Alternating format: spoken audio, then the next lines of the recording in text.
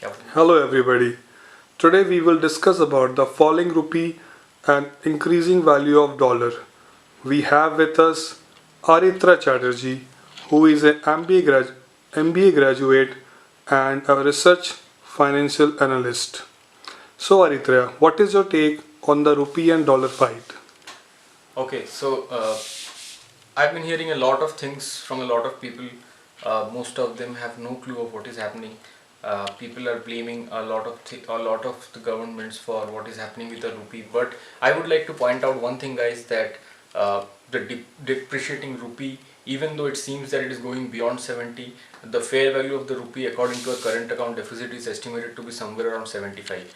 So I would say that still there is a lot of room for devaluation of the rupee. And if you look at the other emerging market currencies, given that rates are increasing in US, the US dollar is a more appreciating and attractive currency at this point now.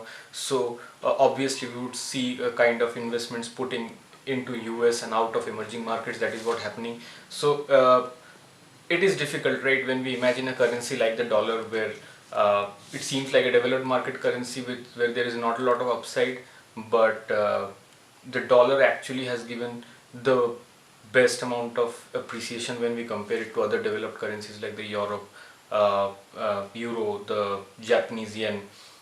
It has consistently appreciated over the years against all the emerging market currencies. So I would say that keeping pace with the dollar is difficult, especially with the new trade policies that Trump has come up with, the rate hikes that are happening, and but Indian economy is still well insulated from the shocks of the overall global macro.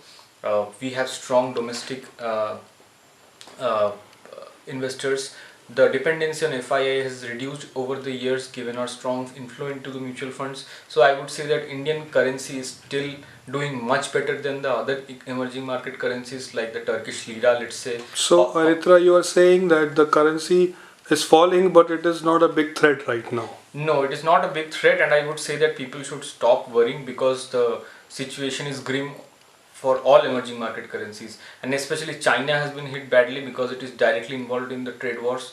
So I would say that it's not time to panic. The rupee can go down further, but what I would suggest you all guys is to take advantage of this falling rupee. How can you take advantage of it? Invest in pharma. Why pharma? Because pharma benefits from the rising dollar and the falling rupee because it's export oriented. Invest in more export oriented businesses, invest in agri at this point, invest in the feeder funds that we have in India, so that kind of invests directly in the US economy. So there are a few feeder funds in the country, so I would like to say that instead of panicking about the falling rupee, take advantage of it. So thanks. Okay, well, Aritra, you have told us how to take the advantage of this situation, but there could be some downsides of it. So, how to overcome or how to protect your finances from those downsides? Yeah, absolutely. I mean, there are a lot of downsides to this. So I would say that do not buy stocks that have most of their revenue from imports. Stay away from bets on the currency. Don't take bets on the currency unnecessarily. Look more for export oriented things. Look more for companies that would benefit from the election that is coming next year. So just stay away from the dollar bets. Just benefit more from next year's election that is coming. Invest in fertilizers, agricultures. You know they are going to go up. As I said again, pharma seems a really good bet. Try to take off money from technology a little bit, but I would say overall we are Indian economy is in a quite a good place.